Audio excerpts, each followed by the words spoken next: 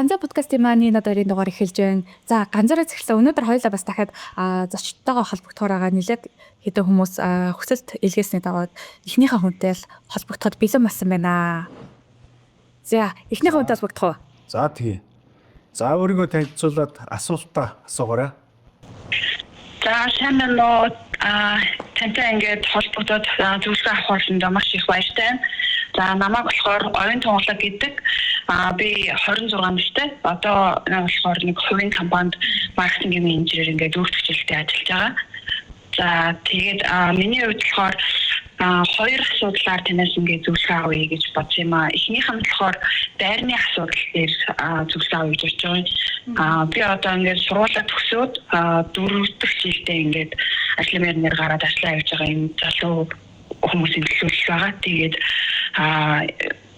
одоо нөө байрыг ер нь яг хизээ авах хэрэгтэй байдаг юм бэ. Тэгээд одоо нөө спотгийн хүсэлт өгөөд очвол дараалал их байдаг учраас ер нь бол нэг 1.5-аас юм 2 жил бол хүлээгдэх юм байна. Тэгээд тэрийг одоо сайхан мэдээд бол ерөнхий одоо банкнд бол хүсэлтээ өгсөн байж байгаа. Тэгээд ер нь нөгөө Вэрийг ямар үед одоо хөрөнгө оруулалт дээр авсан хөрөнгө оруулалт болоод ямар үед одоо урьдчилгааныхаа мөнгөө одоо хадгалаад тэгчээр одоо хадгалах хэрэгтэй гэдгийг тэрийг бас ингээд мэдмээр байна. Одоо миний хувьд бол спотгийн хүсэлтээ өгчөөд ерөнхий бол урьдчилгаа бол аавжээсээ болон одоо яг одоо байр авнаа миний хүсэлтийг өнөөдөр шийдвэрлэх юм бол тэгээд ингээд урьдчилгаагаа яаж хийж байгаа бүрдүүлээд байр авахд бол бэлэн. Гэхдээ яг одоо миний хувьд байр авах нь яг зөв юм уу? Энэ байрыг хизээ авах зөв байдгийг залуу хүний хувьд бол бас нэрэн тэрийг нь одоо битгэхгүй шийдэж чадахгүй байгаа. За ерөнхийдөө айгу түгээмэл байдаг асуулт байна шүү дээ. Яг нь ер нь бол хүмүүс айгу ихтгэж буруу бас нэг юм юу гэдэг буруу хүлээлт, буруу төсөлт яваад эндээсээ бол алдаа гаргадаг. За тэрний нэг ихний алдаа бол юу гэхээр мөнгөтэй болж байгаад байр авъя. Тэгээ одоо бол түрээслээд явжээ гэж. Тэр одоо таны түрээс төлж байгаа мөнгө тэр чигээрээ ингээд зард болоод дуусна. Тэгээд мөнгөтэй болно гэдэг маань өөрөө айгу хайцсангүй бол. Яг хідэн төгрөг олохыг мөнгөтэй болох юм. Тэр нь бидний бас нэг юм сэтгэл зүй судалгаа явуулаад үзсэн чинь монголчууд аюу их юм буруу төсөөлөл байна. Гинт нэг юм 50 сая ч юм уу 100 сая төгрөг олохыгоо мөнгөтэй болно гэж ойлгод юм байна. За тэгвэл еврейнэр ч юм уу хятадууд эсвэл англичууд юу гэж боддог гэхээр өнөөдрөөс эхлээд $50, $100 ингээд баг багаар хураасаар хагаад 5 жилийн дараа 10 жилийн дараа $100,000 олохыгоо мөнгөтэй болж ий гэж ойлгож байгаа. Тэгэхээр энэ дээр одоо мөнгөний талаарх одоо үндэстэй хоорондын аюу том юм зөрүүтэй ойлголт. Ачаагүй. Айгу зөрүүтэй харагдаж байна гэсэн үг. Тэгэхээр элчүүдийн энэ ойлголт бол одоо маш буруу. Манайх бол яг нүүдэлчин юм соёлтой учраас бас мөнгөний талаарх ойлголт бол бас тийм сайн биш байгаа. Тэгээд хизээч 50 саятай болох юм. Яг 50 сая төгрөг за гид дансанд ороод ирье гэж бодъё 5 жилийн дараа. Тэр үед чи нөгөө хүүхэд жоохтой сургууль төлдөг ч юм уу, машин тэргээ засдаг ч юм уу. За эрүүл мэндийн одоо эмчилгээнд мөнгө төгрөг зарцуулдаг ч юм уу ийм байдаг. Тэгэхээр тэр бол айгу буруу. Тэгэхээр яг нөгөө еврейнэр шиг, хятадууд шиг, за англичууд шиг одооноос $50, $100 ингэж хоримтлуулж мөнгөтэй болох ёстой. За тэрний нэг хэлбэрний mortgage Орос улсын ипотекийн зээл гэж ярьдаг. Ипотек гэж ярьдаг. Англиар бол mortgage гэж ярьдаг. За ипотекийн энэ одоо зээлд хамрагдаад 20 жилийн хугацаатай байр аваад ингээд сар болгон тэр зээлэнд төлж байгаа мөнгө бол миний хувьд бол нөгөө байр болж хүрээд байгаа байхгүй юу? Сар болгонд байр болж хүрээд байгаа. За тийм учраас одоо эрт эхлэх нь чухлаа гэдэг ихний зөвлөгөө. За хоёр дахь зөвлөгөө одоо манай улс төрчнөр ч юм уу бас санхүүгийн сайн мэдхгүй хүмүүс ярьдаг л да. Баахан хүү ипотекийн зээл аваад баахан хүү төлөөд байна гэж. Тэр 5 жил төлж байгаа тэгээд зээлээ хаасан чинь маш их хүү төлсөн байлээ гэж. Энэ ипотекийн 20 жилийн хугацаатай зээлийг 20 жилийн хугацаатай зээл авчаад 5 жилийн дотор төлөх юм бол шатна. 5 жилийн дараа төлөх гэж бол 5 жилийн хугацаатай зээл ав. 20 жилийн хугацаатай зээл чинь болохоор угаасаа эхнийхээ одоо 10 орчим жил хүүгээ төлдөг. Сүүл рүүгээ үндсэн дүнгээ төлдөг ийм одоо санхүүгийн ийм одоо схем баггүй тий. Тэгтэл хүүгээ төлсөн эхний 5 жилд нь явчаад зээлийн бүхэлд нь хаанагтээс мөнгө олж аав ээжээсээ ч мөнгө авч хаачаад ингээд би одоо шатчлаа гэдэг ийм асуудал ярьж байгаа нь өөрөө санхүүгийн боловсролгүй байна гэсэн үг. Эсвэргээрээ энэ бол 20 жилийн хугацаанд нь л төл. Тэгэх юм бол маш ашигтай одоо 6% хүүтэй өнөө 8% хүүтэй өнөө чинь тухайн зээл авсан үндэ маш ашигтай. Ягаад тэгэхээр өнөөдөр хадгаламжийн хүү 12 өгдөг ш. Банк. Хадгаламж 12 байхад зээлийг 6%-аар авах гэж маш ашигтай. Тэгэхээр энийг бол 20 жил бити буцааж төл. Яг тэр сав өгөөд өгдөг 400 500 тэргэл төл. Эн чинь бол таны хувьд сар төлөх болгон тэр маань байр болж өрөөд. Байраа яваад энийг тоосоо аваад тавиад байна л гэсэн. Ингээ 20 жил явуулаад төлөөд дуусахад тань санхүүгийн огцом 50 100 саяын дарамтгүйгээр өөр ингэсэн барьт болчих. Энэ чинь хоригдл гэж нэрлэж байгаа байхгүй. За тэгэхээр хоёр дахь зөвлөгөө бол хугацаанаас өмнө битгий төлөө. За гурав дахь зөвлөгөө. Манайхан нөгөө дахиад бас нүүдэлчин байж байгаа саяхан хотод орж ирж байна. Мөнгөний талаар, санхүүгийн талаар боловсрал бага байна. За юу гэхээр даатгал хийлэгдэх үү? Анх эхний удаа зээлэхэд банк даатгал хийлгэрийнх нь хийлгчээд дараа жил нь сунгадаггүй. За жилд одоо ер нь явандаа ингээд тоон өсөж байгаа. За 50 хүн нас орж ийн юм. Одоо энэ ипотекийн зээл авсан хүмүүсээс. За энэ 50 хүний нэг нь танаа гэрүүл тохиолдвол яах вэ? Энийг хинч мэдэхгүй. Тэгэд манайх ямар ч статистик мэдэхгүй, статистикийг барьжаагүйгээр гайгүй баха гэж ярьдаг. Гэтэл бид ингээд амь насны эрсдлийн статистик хараад үзэхээр 45 нас хүрэхэд 10 Монгол эрэгтэй тутмын 3 нас орсон ба. За 50 настай дор бол энэ 5 болж өсөж байгаа. Энд чинь маш өндөр одоо 30% магадлалтайгаар 45 гэд чи эд залуу насндаа нас орж ш. Тэгэхээр монголчин дэлхийд хамгийн эрт нас оролттой. Хорт тавдраар дэлхийд номер 1 чих хэвээр. Зүрх судасны өвчнөөр номер 1 чих хэвээр ийм улс мөртлөө одоо хамгийн эрсдэлтэй улс байгаа шүү дээ. Тэгэхээр амь насны даатгалгүй явна гэдэг бол энэ зүгээр амиа хорлож байгаас ерөөсөө ялгаа байхгүй. Энэ хүн бол гэр бүлийнхээ өмнө, үр хүүхдийнхээ өмнө хүлээж байгаа хариуцлага хөмсөрлөхгүй байна. Тэгэхэд сард ердөө 20-30 мянган төгрөг шүү дээ. Одоо би эртээд нэг кофе шоп орсон чинь 13 мянган төгрөгөөр ай кофе авч уусан. Нэг кофе шүү. Тэгэхэд 100 сая төгрөгийн одоо байшингийнхаа зээлийг амь насны даатгалд хамаалагч. За машин дайруулна уу, одоо өвчнөр өөд болно уу 20 жил гэдэг бол маш урт хугацаа. 20 жилийн хугацаанд нас ороход сард ердөө 20-30 мянган төгрөг төлөөд жилийн одоо нэг 300 гаруй мянган төгрөг төлөх юм шүү дээ. Ингээд хэрвээ нас орох юм бол даатгалын компани банкнд байрны чи үлдсэн зээлийг бүгдийг хаагаад үр хүүхэд чинь байрны зээлгүй ингээд байранд амьдрий. Тэгээ энийг өнөөдөр бас одоо 30-тай 40-тай 50-тай хүмүүс ойлгохгүй дийлэнх нь ойлгохгүй явж байгаа. Тэгэхээр манай боловсролын систем бол үнэхээр юу ч зааж, юу ч ойлгуулж чадахгүй. Юу заадгийг би одоо бүр ойлгуулж байна. Ийм юм ойлгохгүй байгаа. Тэгэхээр даатгал гэдэг бол дэлхийн хамгийн ашигтай хөрөнгө оруулалт. 3 дахь зөвлөгөө. Даатгал хамрагдаа. Ерөөсө хүмүүс бол айгу үнэтэйг шүү дээ буруу төсөөлт. Үгүй маш хямдхан. Ердөө тэр амь насны даатгалд хамраг. За тэр байр сууцаа өөргөн даатгууд юу ч удаа гэлээ тийм ээ 20 жил урт хугацаа. За нэмээд эрүүл мэндийн даатгал заавал хамраг. Одоо энэ эмнэлэг явна гэдэг чинь бүр Монголын эмнэлгүүд ч одоо үн аншин Солонгос, Хятад одоо барууны Европ шиг болж өсөж шүү дээ. Ах өндөр үнэтэй болж байна. Монголд юм хямдхан гэдэг бол ер нь худлаа болсон шүү дээ. Ер нь нэлээ олон жил юмнаас. Тэгээ эмнэлэгч гэсэн дагаад маш өндөр үнэтэй болж байгаа. Тэгэхээр за эмнэлэгт очдог. За нэг жижигхэн мэс ажилбар 20 сая төгрөг.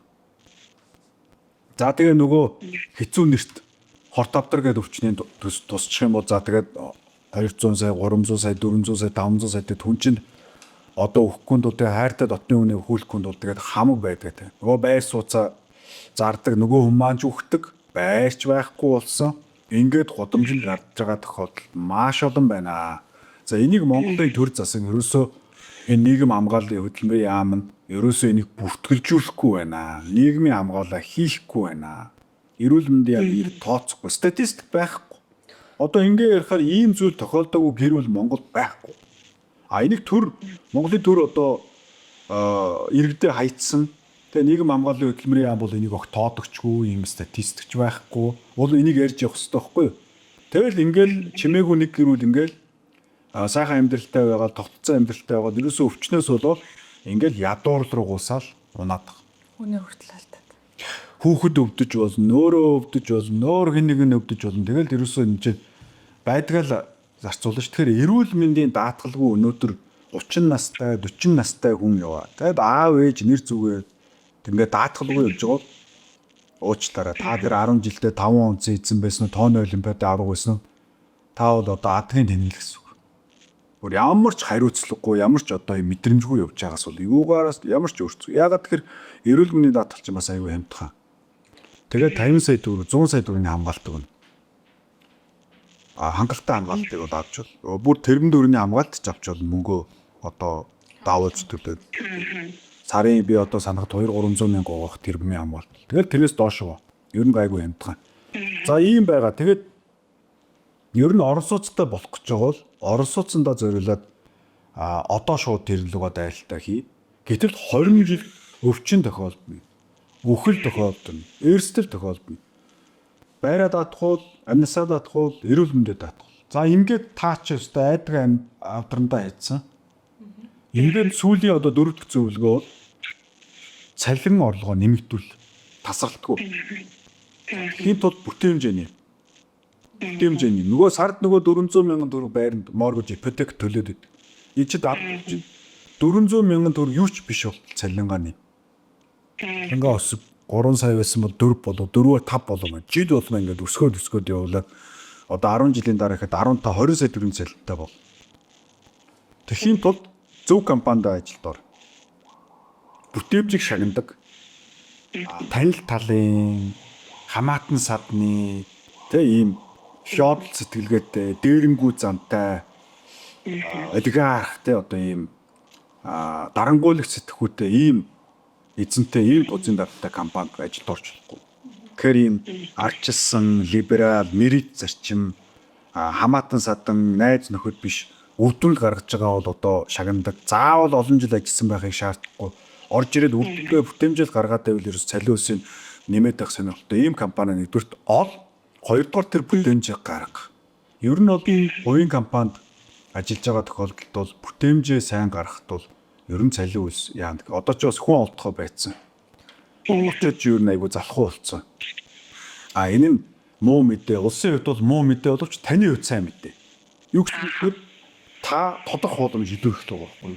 Та одоо хятад очиод тодорход хэцүү. Хятадын залуучууд бол 7 өдөр ажиллаж байна. Өдрийн 10 цаг. Өнөөдөр Монгол залуучууд 9 дээрээ л ерөөсөө алдаг нэг 6 гэж бол хагас цаад огт ажил хийхгүй. Тэгэхээр би нууц цаа. Хагас сайн бүтэн сайн нэг цаг ажил.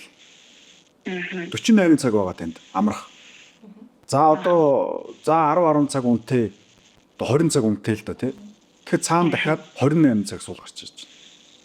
Энэ 28 чилийсэн урт цагт найзуудтайгаа тоглоно, кино үз, фитнест яв одоо амар тий.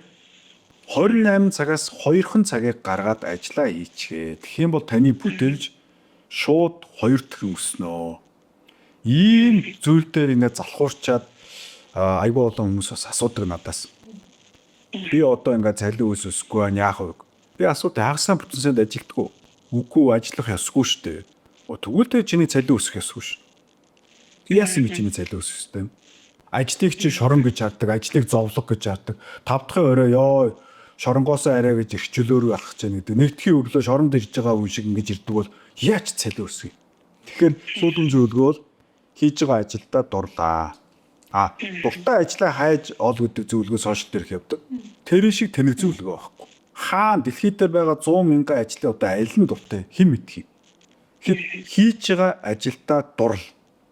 Яг нь ажил болгон гоё. Чи хийж байгаа ажлынхаа утга учирыг өөрөө ол энийг компани чамд ойлгуулах багт үүрэгчгүй чи өөрөө одоо насанд хүрсэн тархитгоон ажилтдаг 20 гарсан хүн бол тэр өөрөө тэр ажлынхаа утга учир мөн чанарыг ойлгоод өөрийгөө хүчээр тэр ажилдаа дурлуулад нэгд дурлцсан хагасаа бүтэнсэн жаргаж чинь ажил дээр ирэхгүй шүү дээ гэрээсээ их тухай ярьж байгаа шүү бэ. гэрээсээ тэр ажлаа сэтгэлдээ их тухай асуудал ярьж чинь, компьютер дээрээ суугаад хийх тухай асуудал ярьж чинь. За энийг ингээд хийж чадах юм бол ер нь одоо санхүүгийн эрхчлөлийн төрөлж дээр орон сууцны асуудлаа шийдэх бол их тийм хэцүү асуудал биш. Ер нь Монголын нийгмийн зах зээл дээр бол энэ том боломжтой шүү юм. За ер нь ойлгогдож байна уу? Тодруулж асуух зүйл байна уу? Сайн яринаас. Ер нь ойлгож байна. Сайн зөвлөгөөнүүд маш хэрэгтэй зөвлөгөө байлаа. Тэгээ би яг сүүлийн яг нөгөө дүүрэх зүйл цалин орлого бүтээмжээ нэм гэдэг яг зүйл дээр яг миний хоёр дахь нөгөө асуух гэсэн зүйл маань ер нь холбоотой. Одоо ингээд сургуулаа төгсөөд дүүрэх хичээлдээ ажиллаж байна. Тэгээ ер нь таны одоо нийтлүүдээр гардаг нөхцөл байдлын анализ гэдэг тийм. Тэгэхээр ер нь залуучуудын хувьд одоо карьерийн шилжилт гэдэг юм бол заавал одоо нөхцөл байдлаа хийгээд одоо ажлаа заавал солих хүчтэй ажлынхаа боломжийг сайжруулах гэдэг юм уу. Энэ зүйл дээр ямар хүчин зүйлсүүдийг одоо чеклист болгож өөрийнхөө одоо ажлын байран дээр нөхцөл байдлын анализ хийвэл зүгээр байдаг вэ тий. Одоо энэ дээр маш олон зүйл байдаг бах. Юу харж уу ер нь за ажлаа солих юм уу эсвэл ажил дээр нэг өөр одоо арай өөр төрлөөр ажиллах хэрэгтэй юм байна гэдэг зүйлсийг гаргаж ирвэл зүгээр байдаг вэ. Яг одоо би нөгөө шүмжлээд байгаа. Монголын сошиал медиагаар дүүрэн одоо энэ тэнэгдүү маягийн, маанагдуу маягийн зөвлөгөөнүүд үрч. Тэгээ энэ зөвлөгөөний үржин гэхээр Америкт нэг халтар мултар сурсан Америкийнхаа нийгмийн харилцаа, эдийн засгийн харилцаанд орж нөгөө Нью-Йоркод залуучууд бол Америк улсыг тижээж байгаа Wall Street-ийн залуучууд 7 хоногт 120 цаг ажилтдаг штэ. Тэгж тэр Америкт байгаа бас олон 10 сая залхуучууд байдаг Америк улс. Тэтгэмжээр амьдардаг. Тэр улсуудад чи тэтгэмжийн мөнгийг хэн олдох юм бэ? Тэр улсууд бол Wall Street-д байгаа, Нью-Йоркд байгаа. Тэд нар бол 7 хоногт 120 цаг ажиллаж байгаа. За энийг 7 хуваагаад бодоод үзээрэй. Би дэлхийн хамгийн баян улсыг ярьж шүү. Өнөөдөр Монгол улс дэлхийн хамгийн ядуу улс байж 7 хоногт одоо ажлын за 8 цаг 5 өдрөөр 40 цаг уу. 40 цаг ажиллачаад тэгээд одоо ядуу байгаадаа гомдолж байгаа бол тэгээд бидний хохируулна. Тэгэхээр ер нь бол одоо 6 цаг гээд ажилласаа гараад явуул гэн.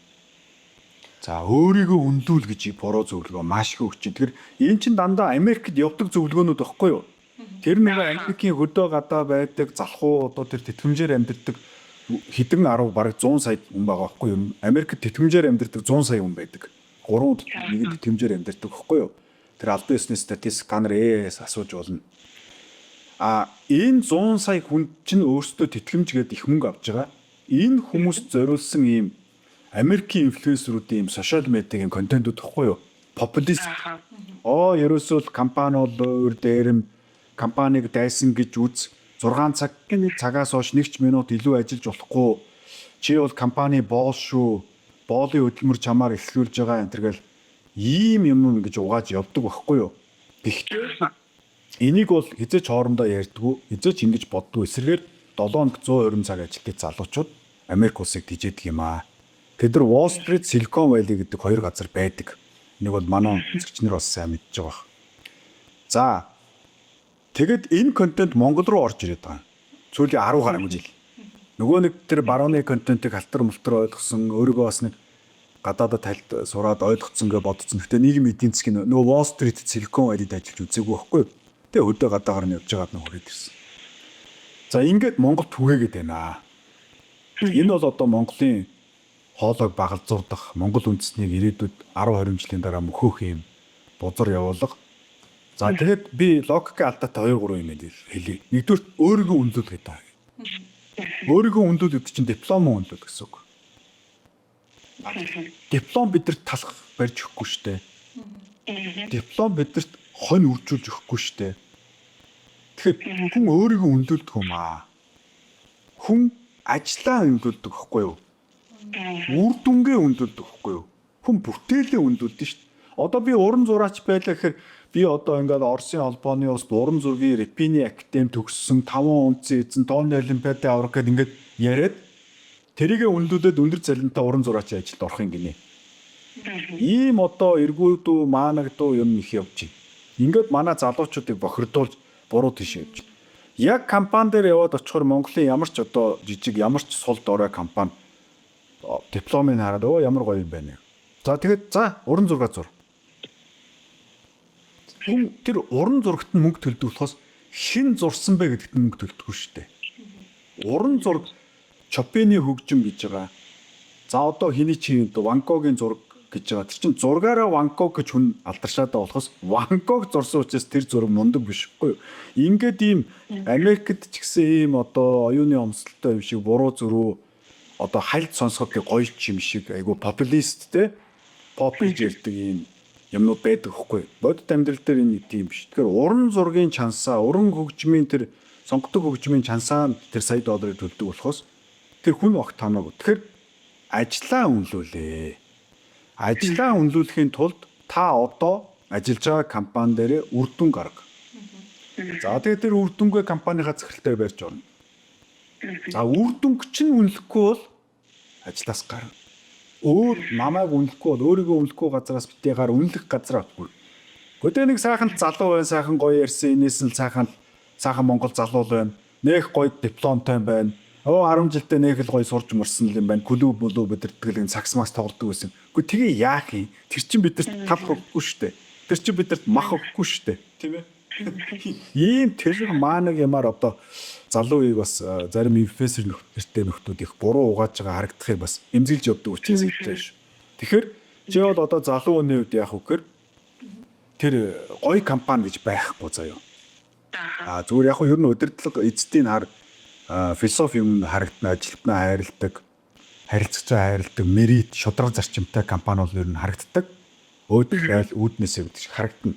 За ингээд ороод өөрийгөө мартаад ажиллаа хийгээд тэр компанид үр дүн оруул. Үр дүн оруулны үгээр ширээн дээр юм тавь.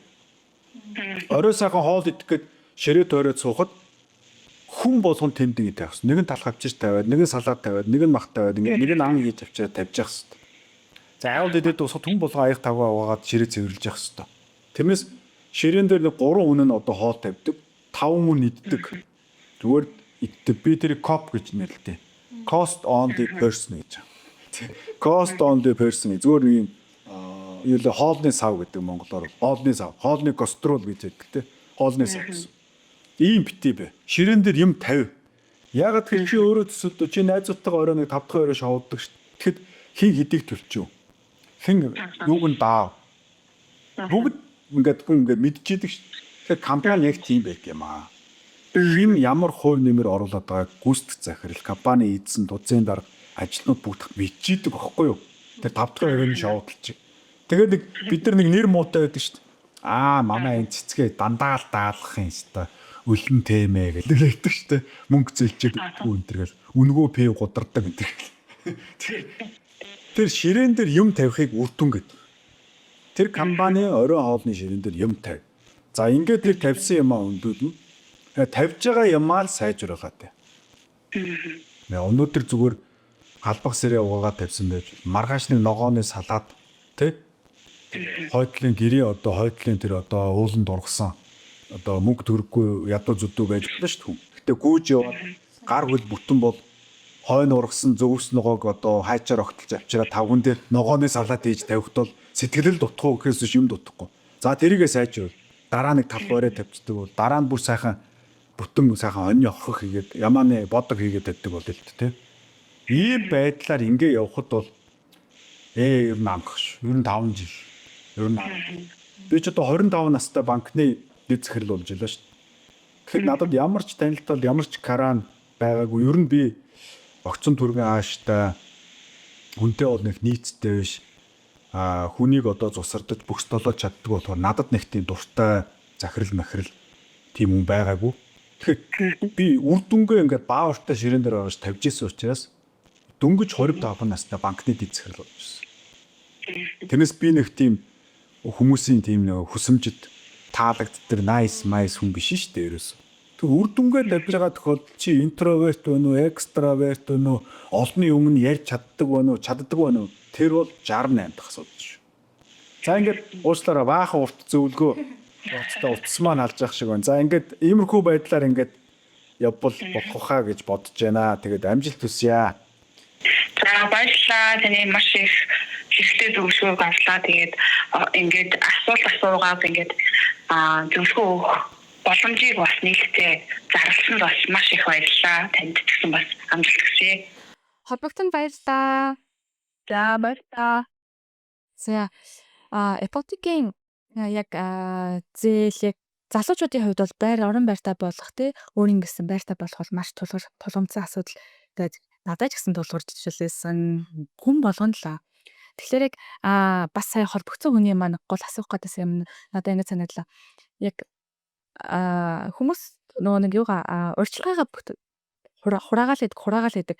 Магадгүй өнөөдөр за төсөөлөд үзэл та нэг 2 сая төгрөгийн цалин авдаг залуучууд 500 600 мянга за 800 мянган түрээстэй төлждөг. Саяар нь амьдардаг. Тэгээд яг урьдчилгаа яаж цуглуулах вэ? Хэцүү удаан хугацаанд байгаа. За ээж аваатайгаа хамт амьдарч байхдаа ингээ гүрийгээд өмчлөгаа цуглуулсан байж болно. За тэгээд ипотек авъя гэдгсэн чинь ипотекийн нөгөө хүлээлгч одоо бараг 2 жил мэл байгаад байгаа шүү дээ. Тэнгүү нөгөө хурдхан л байранд орчмоор байдаг. Тэгээд банкнаас зүгээр байрны зээл авчиг гэхлээр хүүн бол өндөр байгаад байдаг. Тэгээд дараа нь ипотек руу шилжиж чадах юм уу, чадахгүй юм уу гэх тийм асуудал байд юм болов уу гэж би бол хараад байгаа хгүй. Тэгээд үнэхээр ипотек гарахгүй бол яаж байртаа болохгүй. Тэгээд цуглуулсаар байгаад авах хэрэгтэй мүү эсвэл гүрийгээ тэр банкныхын зээлийг аваач чамаагүй одоо байр оромтой болох хэрэгтэй. Би зөвөр бол ингэж хараад байгаа. Нэг юм одоо тэр урьдчилгаагаа эхлээд яриа хоёлаа. Нэгдэлт нь Монголын компаниудыг харахаар гайгүй хүн байна уу? Одоо надаас хүмүүс бол одоо гайгүй захирал байна уу л гэдээ асуугаад. Захирал байна уу? 100 сая төгрөг төлөөл гэн 200 сая төгрөг төлөөл. Нөгөө талд нь яаж одоо амжилт авахугаа сайжруулж санхүүгийн эрхчлэн төрөх вэ гэдэг баахан хүмүүс ажилтнууд. Тэгээ энэ хоёрын хооронд нэг гараас хунгаад гар барьчихаар ч юм шиг нэг юм зай байгаад шүү дээ. Нэг вакуум тий. Тэгээ энэ одоо юу гэхээр яг боловсролын систем л дээ. Ер нь хүмүүст ерөөсөө баахан цээжлэл, баахан тоомоо цээжлүүлдэг юм шиг байна. Тэр нь амьдралд яг яаж хэрэглэх нь ойлгомжгүй. Тэгэхээр компанитайгаа тохиромоор байгаа юм. За би энэ жил 12 сар гэдэг бол 365 өдөр маш урт хугацаа. Тэгэхээр нөгөө нөхцөл байдлын анализ хий. Нөхцөл байдлын анализ гэдэг манай компани оройн хоолны ширээн дээр юу дутуу вэ? Ямар хоол дутуу вэ? Тэрийг харна. Тэрээс зүгээр ийм сохор юм шиг урд тавьсан тавхтай хоолыг идээ суугаад очлохгүй шүү дээ. Чөлөөтэй сэтгээд. За ингээд том ширээгээ харлаа.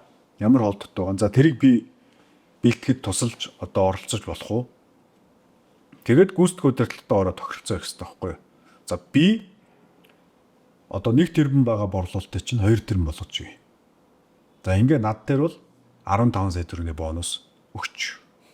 20 сая төгрөгийн бонус өгч. За энэ мөнгөө бол би яах вэ гэхээр байрны урьдчилгаараа шууд хийчихье гэдэг ийм асуудал. За 1 жил ажиллахад бол хангалттай хугацаа байдаг. 1 жил ажиллаад өөрийгөө харуулж болно. Энэ хүн бол үндсэнтэй ирээдүйтэй ажилтан байдаг. За дахиад компани хүүсд захирлын зүгээс ирье. Яаж сайн үнэ үлдээх вэ? Ерөөс учраа болохгүй. Гаггүй орж ирээс гараа яваад өгчдөг. Гараа явчихдаг. Тэгээ сайн үнэ яаж үлдээх вэ? Тэгээ энэ манай Монголын компаниуд ч явахтай залил анх удаа л бизнес хийж байгаа л анх удаа л гүйцэтгэх захирал хийж байгаа л хүмүүс шүү дээ. Тэр ямар Америк англичууд шиг одоо өвгдээдсэн мэвөө 10 удмаараас ёмо хийцэн байхгүй чинь мэдэхгүй байгаа юм. Тэр энэ улсууд бол яах ёстой вэ гэхээр энэ ажилтны талаас энэ талаас яаж уулзах вэ гэхээр за 1 жил ажиллаа мундаг хүн юм байна. Тэгвэл 3 жилийн бонусыг өрчлөөд өгч. Тэ? За жишээлбэл жилдээ тэр хүн 20 сая төгрөгийн бонус авах боломжтой тийм их мундаг ажилтан юм байл да. За сарын одоо 3 сая ч юм уу 4 сая ч юм уу хэд чинь 5 саяын цалинтай. Тэргээр яг удаа амжиргаагаа болгоч нөгөө ипотекийнхаа нөгөө 6-700 мянга төлчдөг те. Ахтал урьдчилгааны мөнгө байхгүй шүү дээ. Жил ажиллаа өөрийгөө нотоллоо. За жилийн 20 сая төгрөгийн бонус авахаа бол ойлголлаа гүйцэтгэх удирдлагатаа. За тэгээ ороод за 10 жилийн гэрээ байгуулъя. Доктортой байдлын гэрээ байгуулчих. За би тэгтээ энэ жилийнхээ бонус дээр нэмээд дараагийн 2 жилийнхаа бонусыг урьдчилаад авчий. Ирэх 3 жил над битээ бонусууд. Гэтэ би энэ үр дүнгийг бол би гаргана. Харин энэ үр дүн гарахгүй бол энэ бонус биш зээл болгож хувиргаарай. Окей, ингээд шударгал сайхан ярилт тийм ээ. Үр дүн суурьтай. Ингээд явчиход бид нар өнөөдөр шууд 23 жилийн үрчин 20 сая гэхээр шууд 60 саяын бонусаа урьдчилж аваад урьдчилгаанд өгвөл ипотекэд байранд хамбарч. Тэгээд нөгөө тэртээ түрээс ч одоо хэд үдгийг сая мая төгрөг 2 сая төгрөг мөрөг гэл явж байгаа үсттэй одоо байшил юмнаас хамаарал. Тэгэхээр чи тэр мөнгөө ипотек төлөө шууд хуримтлал болгоо явуулсан нэр байхгүй. Иймэрхүү асуудлууд ер нь байна. Тэгэд энэ асуудлууд яагаад ингэ тусдаа яваад байгаа гэхээр боловсролын системийн асуудал байна. Онор уучраа болохгүй байна, ажилтны уучраа болохгүй байна. Тэгээ хоорондоо ойлголцдог. Тэгээ бүгд бие биенийг хардаа суудсан. Гүйс захирлууд болохоор за энэ одоо хизээ гарах бол, хизээ шантаажлах бол, хизээ одоо ажил хийхгүй хийдүүлэх бол гэдэг ингээд хардаа суудсан ажилтнуудаа. А ажилт нь болохоор энэ угаасаа нарийн одоо энэ өстө яндан шиг хогийн амтаа Үнэхгүй бонус үлэхгүй юм чи одоо би өөр л одоо нэг тийм мүлгэрийн юм шиг гоё компани олоод тэр компанид одоо очиод би юу ч хийхгүй сууж итэл бараг л ам руу мөнгө цутгаж өгнө гэдэг юм шал буруу нөгөө поп сошиал контент сонсоор ингээс үтсэн. Ингээд компани нь сайн ажилтнтай болж өндөр ашгаа нэмж чаддаггүй. Ажилтны нөгөө компани гоё болохгүй учраас цалин өснөсдөггүй. Ингээд chicken egg буюу өндөг дахианы асуудал үүсэж байна. Тэгээд энэ нөгөө компани амуулдаг байдал тий. Бид компаниг муулна гэж компани ч нөгөө хүмүүсийн л нийтлэл шүү дээ. Эзэн биегүй юм баггүй. Компани гэдэг бол та өөрөө баггүй. Компаниг муулж байгаа бол та өөрийгөө муулж байгаас өөрийгөө муулдаг үсттэй. Одоо гадуур явал би тэнэг, би мангар, би худалч гэдээ яриад явдаг үсттэй. Тэгэхээр компани дотор ороод тэр компани нэр хүнд логог нүүрэн дээрээ ингээд духан дээрээ наагаад тэр компани төлөөлөгч, илч төлөөлөгч болцсон мөртлөө тэр компани тэр тогооноос хоол идж байгаа, цусалж байгаа мөртлөө гараад муулаад ярина гэдэг чинь энэ бол хүний наад захын ёс жуддаг боловсрал соёл байхгүй. Энэ хүний цалин өсөхгүй. Энэ хизээч мөрөөдлөхөд тэр санхүүгийн эрхчлээнд хүрэхгүй. Тэгэхээр компани дотор орж ирээд хоолноос нь идж байгаа мөртлөө хонц шиг бодоод байна шүү дээ. Тэгэхээр хонц гэдэг чинь адгийн ламт шүү дээ. Тулгаа хийгээд явах гэж байгаа, дээрэм хийгээд явах гэж байгаа тий. Нэг айлын нутгаар адуу явж явахдаа тэнд байсан дэлсүүл хонь мал аваад өгдөг малын улгаач ламтан байхгүй юу? Өөрцгөө. Тэгэхээр компанид нэгэнд ороод ажилласан бол би өөрөө энэ компани би энийг төлөөлнө. Би ямар байгаагаар энэ компани тодорхойлогдно гэж ажилтан бодох хэрэгтэй. Нөгөө талдаа гүйцэтгэх удирдлагууд, компани удирдлагууд тэрийг бас одоо ойлгуулж тэр нөхцөлийг бүрдүүлэх хэрэгтэй л доо чинь одоо 50-50 байгаад байна л гэж би хэлээд байна. Яг өндөг дахианы аль нь анхдагч вэ гэдэг шиг асуудал болчиход байгаа. Ажилтан буруу өнөхөр буруу болчихно. Компани буруу өнөхөр дахиад буруу болчихно. Тэгэхээр энийг хамгийн түрүүнд ойлгосон өөрөөсөө эхэлхий. Өөрөөсөө эхлээд ингээд хийгээд ерөөсөө л. За бас нэгэн сонсогч маань захиа илгээсэн байсан. Гадаадд амьдардаг. Тэгээ нөгөө нэг холбогдох боломжгүй болохоор ингээд захиа явууллаа. Ушаад өгөөрэй. Ганцаа захирлаар зөвлөгөө авах гэсэн юм аа гэсэн байсан. Тэгээд би үзэгчтэй зориулаад яг энэ захиаг нь уншаад өгье. За сайн байна уу? Захиа аж ахуй өдрийн мэндийг хүргэж байна. Би олон аавын хүүгийн адилаар амьдралаа багч болоо дээшлүүлэх санаатай хайрт хань инхри охиныхаа охиноо 2хан настай байхад нөрхөн Солонгос улсыг зорим ирсэн юм аа. Энэ дээрээ олдсон бүхий л хар ажлуудыг хийсээр 5 жилийн нүүрийг үзсэн. Олсон 5 төгрөгөө мэдээж гэр бүл рүүгээ явуулгаа. Эхнэр охин хоёроо бусдаас дутаахгүй гэсэндээ шүү дээ. За эхнэр маань охиноо хараад гэртээ байдаг харин ингээд харсан чинь 5 жил болоход хурааж хувирнглуулсан юнгу охиндоо хичээлэн зөөхөд зориулж авсан нэг л машинтай байдаг гэдэг. Ийса хийгээд сайн гарсан сарда 3 сая 800 мянган воныг олдог. Баг гарсан сарда сая 900 мянган воныг олдгоо. Хэрэглээний зарлаа 6-аас 10 сая төгрөгийн цалин авт юм байна. Тийм. Тэгээд хэрэглээний зардалтаа сардаа дунджаар 1 сая воныг хамгийн багтаа засвуулгаа гэж. Өөрөө юу бүгд гуруулаа нийлээд өө. Өөрөө тэнцдэг гэсээр амьдарч байх та. Тэгээд үлдсэн бүгдийг нь гэрлүүгөө явуулдаг. Одоо охиныхоо их сургуулийн төлбөр ганц сайхан байртай болоод л буцах санаатай байна. Гэхдээ энэ хэвээрээ үргэлжлэх юм бол би хизээ буцахаа хэлж мэдэхгүй байна. Иймд надад та зөвлөгөө өгнө үү? Гадаадд байгаа бид ч хурдхан л их орондоо хайртай хүмүүстэй буцахыг хүсэх юм бэ шүү дээ. Хүндэтгсэн болт сайхан. Жич Монгол орноо ихэд санах юм да. Монголчууд та бүхэндээ хайртай шүү гэсэн. За болт сайхны манаас захиах сэтгэл хөдлөм ийм захиа. Ялч одоо өнөөдөр уулын тэр 10 сая төгрөгийн цалинг Монгол улсад авч явах хэвээр. Тэгээ би өөрөө эдийн засгийн хувьд бол одоо энд харамсч чаддаг. Сүүлийн 35 жил Монголын үе ерөнхий сайд нар улс төрчнөр бол хувьдаа баяжиж таргалж тий хувьдаа одоо улсыг одоо тунж дээрэмдсэн. Ингээд энэ чинь энэ улстай 10 сая төгрөгийн цалин авч явах хэрэгтэй байтал ингээд харийн газар одоо хүнд хүчээр ажил ингэж хийж байна. Австралид байна, Солонгост байна, Америкт байна. Ингэж явж байгаа маш их харамсалтай. За тэгээ мэдээж гарч байгаа энэ асуудал бол яг ийм байгаад байгаа. Тэгэхээр энэ дэр бол болцоохон болон түүнтэй адилхан хүмүүст ямар зөвлөгөө өгөх вөөр хэрэглээний зардал бол яг олж байгаа орлоготой ерөөсөө шууд хамааралтай өсөж явчихдаг. Тэгэхээр хүн ингээд юу гэдгийг ингээд одоо ингэж боддог. За 10 сая төгрөгийн цалин авбал одоо 3 сая төгрөгийн цалинтай юм.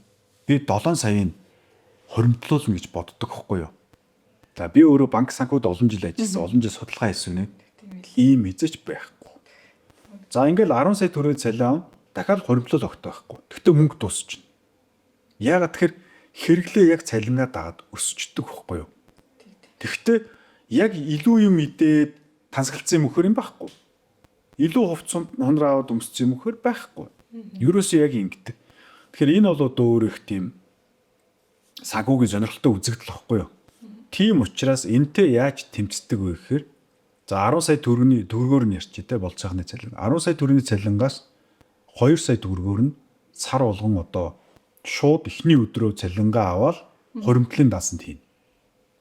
За тэр нь одоо манай мандал хоримтлал гэдэг 90,000 хоримтлуулагчтай том хоримтлын аппликейшн байна. За өөр одоо хоримтлын хэлбэр ашиглаж болно.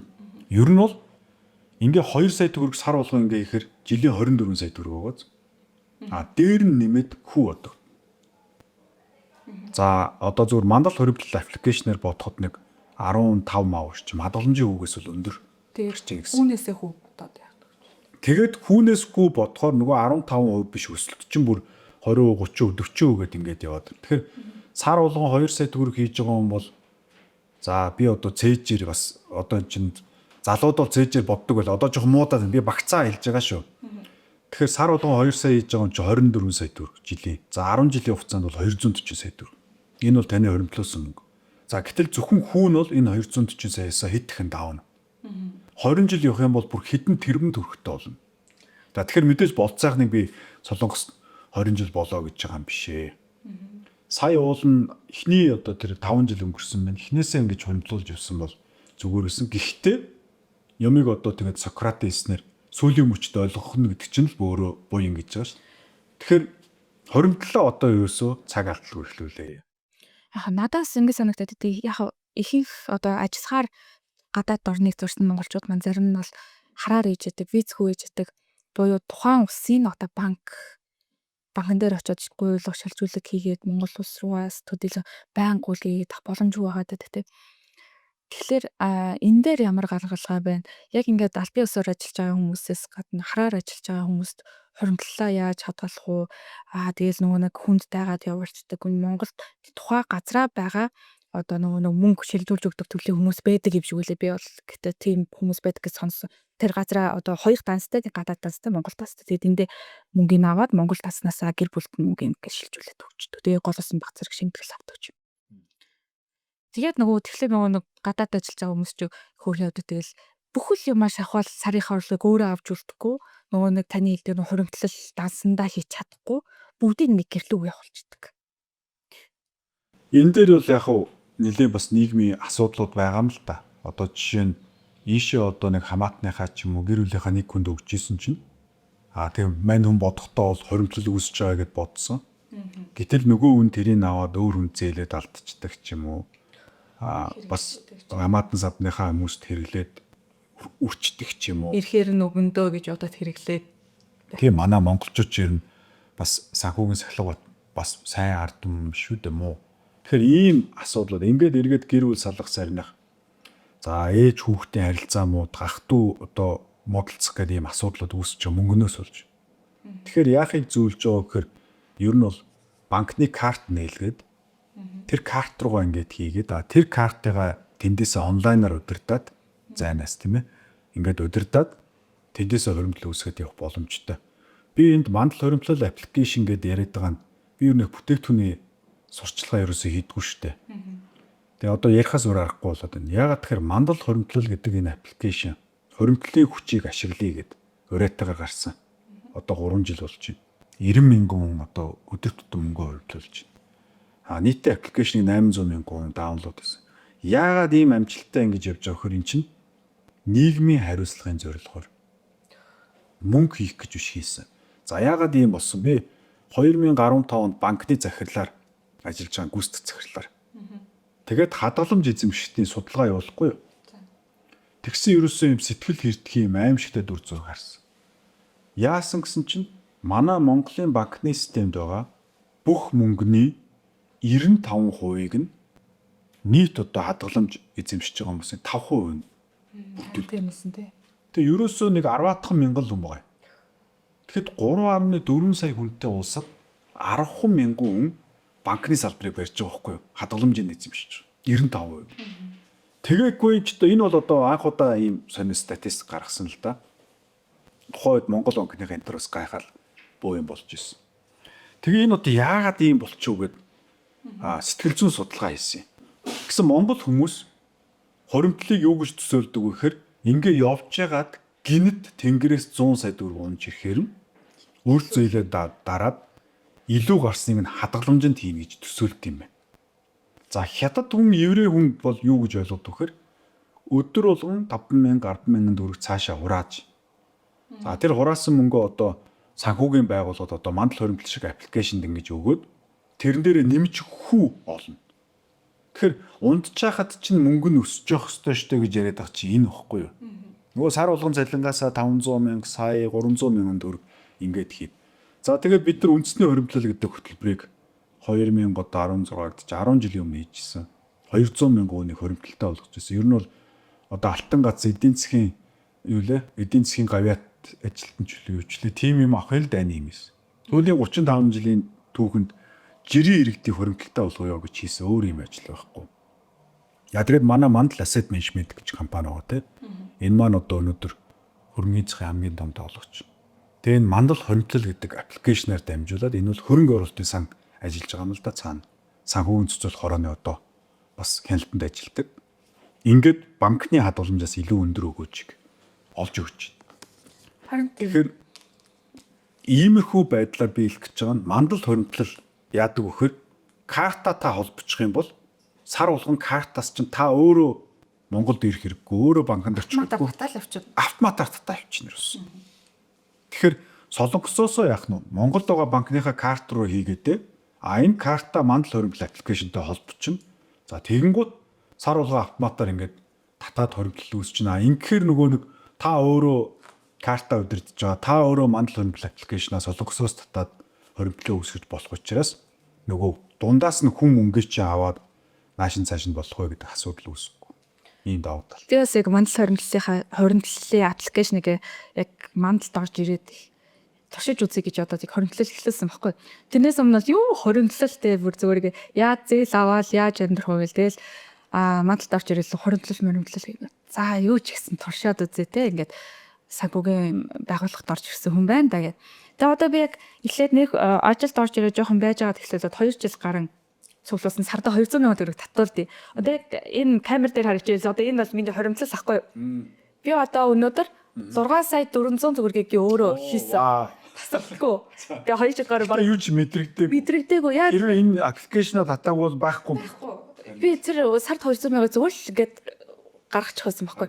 Ерөөсөө мэдрэгдэхгүйгээр гаргаад хамгийн гоё нь хүүнд надаа яг одоо сая 400,000 төгрөгийг ингээд хүүнд бодоод. Шинээр мөнгө унтчих та ажилласан. Тий ажилласан. Ингээд нийлээд надаа 7 сая 830,000 төгрөг. За. 7 сая 800. Тэгээ наа чи одоо үзэгчдэд ганцхан подкастын дагагч нарт сонирхол бол 15 20 жилийн дараа хэд болохоор вэ? За одоо би энэ мөнгөөр явах юм бол би 20 жилийн дараа надаас гарсан мөнгө 48 сая төгрөг заяа. Одоо яг хийсэн нөгөө 200,000 гут. Сар болгоо би 40 хийсээр байгаа 48 сая төгрөг хийн. Надад өгөх хүн 214 сая. За яг одоо ингэ би бүр энийг хараа бүр шокнд ороод нэрээ яриад байгаа юм. Нийлээ 250 сая төгрөг. Энд чинь нөгөө хоримтлалын хүчгээд яриад байгаа чинь энэ ихгүй юу? Тэгээ энэ бол ерөөсөө ямар ч тийм ичид биш. Энэ ерөөсөө энэ нөгөө хүүгээс хүү бодоод бид нар 10 жилд нөгөө геометр прогрессор өснө гэдэг штеп. Тэгэхээр эхний жилүүдэд бол ингэж явж байгаа. Тэгэл ерөөсөө 11 дахь жилээс. Тэгэхээр хоримтлалыг бол ерөөсөө 15 жил 20 жилээр хийх хэрэгтэй байхгүй. Би Би бол өмнө нь одоо ингээд Чистой гоё. санхүүгийн салбарт ажиллаж үзээгүй. Ерөөсөө итгэхгүй байхгүй. Юу яриад байгаа юм бэ? Бараг гэж скам биш үү? Ингэж хүнд мөнгө өгнө гэж юу яадаг те? Гөө эн чинь ерөөсөө мандлаас гарч байгаа мөнгө биш. Эн чинь та нарын мөнгийг хөрөнгө оруулалтын сан руу цуглуулж аваачаал. Тэгэл хамгийн одоо эрсдэл багтаа гэж үзэж байгаа хувьцаа, бонд, банкны одоо өндөр өгөөжтэй бүтээгдэхүүнүүд ингээд тараа хайчих эрсдлийг харахаад. Тэгээд өнөөдрийн байдлаар бол одоо энэ 25 оны байдлаар бас өгөөж нь хадгаламжийн үгээс хамаагүй өндөр гарч ийн гэсэн. Тийм тэгээд надад гоё санагдсан юм. Яг ингээд би бол нэрээ яг ингээд хэдэндээ өргөө өгтөн надад хөөнд нь ерөөсөө ингээд итгэж өгөхгүй. Тэгээд туршиж үзэхэд одоо ингээд 3 жилийн дараагаад яг тэр нөгөө нэг прогрессороо өсгөд яг оноод байгаа байхгүй хамгийн амар. Тэгвэл би одоо ингээд 20-ийн анхны зорилгоноос 5 жил ингээд хоримтлуулсаа гэсэн зорилго тавьсан. Гэтэл өнөөдөр би шийдвэрээ гаргаад окей 25 жил хоримтлуулъя. Тэгэх юм бол би 25 жилийн дараа надаас одоо хэдэн төгрөг гарах юм. Тэгэхэд миний мөнгийг 3, 4, 5 дахин дуугалсан хүн надад урж ирэх юм. Магадгүй тэтгэврт гарахад за 50-д настай 60 настай тэтгэврт гарахад эн чинь миний амьдралын бол баталгаа болох юм байна. 200 мянган төгрөг яг үннийг хэлгээд өнөөдөр би гаргаж хахад яг хав энэ мөнгө анх бол декретэд маань зориулагдсан мөнгө л байсан юм л та. 5 жилийн дараа декретэндээ гарахтаа нэг 20-30 сая төгрөгтэй гэж ясаг. Гэтэ энэ зорилгоос эсээд дараа нь би 25 жилийн дараа 30 жилийн дараа юунд гарахтаа тэтгэврт гарахтаа би гадаадаар аялаа явж байгаа нөгөө гадаад өвөө эмээнэ шиг болмоор шүү дээ тий. Тэгэхээр энийг ингээ өргөжлүүлж декретийнхаа мөнгөийг дахиад дахиад нэг хөрөнгөлөлт нээчихэл та. Одоо жишээлбэл ингэж аа би бол хүүхдүүдээ 3 хүүхэдтэй. Хүүхдээ төрөхт нь л мандал хөрөмжлөл хийцэн. Тэгээд явж байгаа. Тэнгууд одоо чинь 18 настай коллежд орно ш. Тэгэхээр 18 жилийн хөрөмжлөл өсөж. Надаас бол сардаа 100 мянган төгрөг гараа явчихаа. Нэг гайгүй мэдрэхдэггүй. Тэгэнгүүт чи 18 нас хүрэхтэн чинь нөгөө барууны үнэтэй 100 мянган долларын коллежийн чинь төлбөрийг төлөх мөнгө чинь гараад гээд одоо гаднаас тэнгэрээс унж ирсэн мөнгө шиг. Тэгэхэд 18 жил ямар ч хөрөнгө хийхгүй явжаад нэг л өдөр нэг нүдээ ингээл анаал нэхэд л хүүхд 18 та коллеж орно л гэдэг. Тэгэхэд нөгөө 100 мянган доллар чинь гаргаад тавьж чадахгүй одоо яана. Гэл тэгэхэр чи нөгөө доошлол арай муу коллеж руу орох болж байгаа байхгүй. Тэгээд давхар тэтгэврийн хөрөмтөл би одоо 20 гаруй жилийн дараа тэтгэврт гарна. Тэгэхээр одоо эхлүүл хийж өг. Би тэгэхээр 25 жил хийж чадахгүй байна. Жохоо их 30 жил гэх чинь. Чи чинь бол бараг 40 жилийн дараа тэтгэврт гарна. Тийм ээ. Тэгээ бас над дээр нэг ийм гоё санаа төрсөн. Юу гэхээр би нэг авдгүй 60 70 хүрээд тийм нийгмийн гоё хандвийн юм. Сайн сайхны тэрбум төгрөгөөр. Тэрбум төгрөг ингээд нийгмийн сайн сайхан одоо тухайн үед өнчүү хүмүүс ч юм уу гэдэг юм ингээд те өхөд хаанаас гаргаж ирэх юм тийм мөнгө гэж байхгүй шүү дээ. Тэгэхээр одооноос ингээд тим юм ингээ хөрөнгөлүүлчихвэл яг сар болоод тодорхой нэг 500 мянга ч юм уу 600 мянга хийж явж байгаа л тэгэл нэг 20 хэдэн жилийн дараа бол тэрбум болчихно угаасаа. Тэгэл за энэ тэрбум төгрөгөөр би нийгмийн сайн сайхны юм илэхт хичнээн сайхан тий. Тийм шүү дээ. Манай үеийнхэн л тэгж чадахгүй ихэнх нь гайхаад энэ одоо хаанаасаа тэрбум төгрөг гаргачих. Бараг юу юм үгүй гэж. Аргад алтаархаад энэ одоо ямар шоутай гарав гэл тий. Тэгэхээр юм гэдэг чинь ингээд том шоу хийж болно ш. Тэхийн тулд одооноос сахилга бат төвчээр те хүмүүс нөгөө одоо ийм л дээ нөгөө бодигийн тэмцээнд ороод манай монголчууд ч бас бие хаагаа гоё хөгжүүлдэг болсон юм ш. Тэр чинь олон 4 5 жилийн дараа хөдөлмөр явж байгаа ш. Өдөр болгон тэр жимд өгсөн. Яг санхүү бол энэ. Санхүүгийн хөрчлөөнд хүрэхин тулд ерөөсөө өдөр болгон сахилга бат. Сахилга бат маш чухал юм лээ. Тэгэд яг манай дүү манай эрчмэгч бас ингээд хамт хөрөмтлөл үүсгэсэн л дээ. Гэтэ ингээд цуцлаад байгаа байхгүй. Яагаад цуцлж чааг дарамттай байсан юм аа. Миний ойлгосноор зөвөр ингээд нөгөө чадахгүй дүнгээ хит өөртөө дарамт чуух дүнгээ явуулчаад татуулцдаг. Тэнгүүд нөгөөх нь одоо нөгөө нэг орлогоос одоо даваад явчихсан гоо тэгээд түүхтэй санагдсан юм уу. Тэнгүүд зөвөр надаа зөвөр эвтэйхэн санагдсан. Өөртөө нээх мэдрэх тэргүй. Анх одоо ингээд би мандалд орж ирэхдээ тодорхой хэмжээгээр мэдээ цалингаа ахиулаад орж ирж байгаа. Гэхдээ сар болгонд татуулах мөнгөө би энэ миний мөнгө биш үлээ дээ. Энэ одоо нөгөө нэг миний цалин ингэж нэмэгдээгүй шүү дээ. Энэ ингээд өгөх ёстой мөнгө гэж бодоод өөртөө ингээд кодлцсон байхгүй ерөөс ингээд орж ирээгүй юм шигээр төсөөлөө. Тэнгүүд одоо энд ингээд хүрэхгүй гэд явхад ямар ч асуудалгүй ингээд үргэлжлэх боломжтой болоод байгаа мөн гэж санагдаад байна. Харин одоо энэ дээр бас төр засгийн бодлохоор дэмжмээр байгаа юм аа. Тэртээ тэгвэл хүн ардын чинь иргэдийн чинь одоо 95% банкнд байгаа хадгаламжийн ердөө 5% гэж эзэмшиж шин. Тэгэхээр манай ус чинь хөрөнгөлөлийн дутагдлалд орцсон байсан байхгүй юу. Тэгээ энэ улсууд чинь 45-та 55-та 65-та нас ороод өгөхөд хойно хүүхдүүд нь ингээд бүлтцээд коллежд явах байсан нөгөө тэжиг чинь өнгөрч нөгөө байрны зээлтэй ингээд. Тэгэхээр ийм хоригдлол чам шиг ийм хоригдол үүсгэж байгаа хүмүүсийг татвараас хөнгөлөөд өгмөр байгаа байхгүй. Одоо чи бол ингээд хүн амын орлогын албан дотор нийгмийн даатгал матал өчнөө юм төлөөд тэгээд 200 мөнгө хийж байгаа шүү. Тэр Монголын төр өнөөдөр эзэнтэй байгаад иргэдэд хайрладаг бол те. За хоригдлол үүсгэх. Мандал хоригдлол руу тэгвэл мандал хоригдлоос татврын албан мэдээллийг өгч ийл. Ах заа гэж хүн бол 200 мянган төгрөг хийж яана гэдэг. Түр тэрийг татвараас хөнгөлөд өгч байж дээ. Тийм ээ. Гэдэг ч юм уу. Ингээд жоохон бодлого нийгмийн иргэдээ бодсон, иргэдээ сан хүүгийн эрхчлөөнд хүрэх юм бодлого бол үнэхээр өгүүлэгдэж байна. Тийм шүү. Хэдүүлээ subscribe ботноо дарахаа мартаа. Яг энэ хавьд байгаа хаа. Яг энд. Уггүй жоох ийшээ ч юм уу. За яа тавьтлаа шиг. За тэгээд subscribe дараад тэгээд хажууд байгаа хонхыг бас дарахаа мартаа. Инх юм бол тань шинэ контент орох болгонд мэдэгдэл очих болно шүү.